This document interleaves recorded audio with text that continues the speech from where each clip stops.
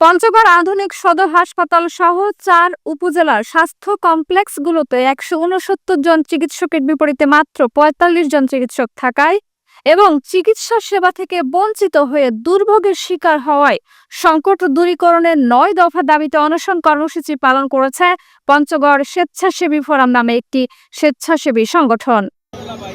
চিকিৎসা প্রদান সহ আধুনিক সদর হাসপাতালের ২৫০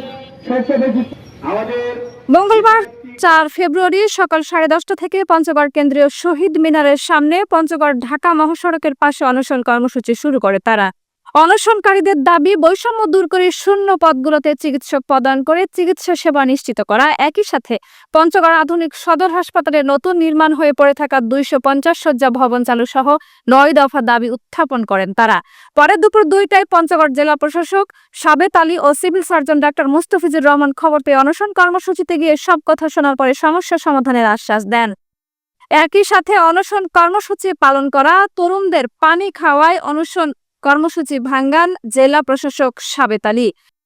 পরে জেলা প্রশাসক ও সিভিল সার্জনের কাছে দাবি তুলে আগামী ১৫ দিনের মধ্যে বৈষম্য দূর করে শূন্য পদগুলোতে চিকিৎসক প্রদানের দাবি জানান তারা। অন্যথায় কঠোর অনশন কর্মসূচি পালন করার হুঁশিয়ারি দেওয়া হয়।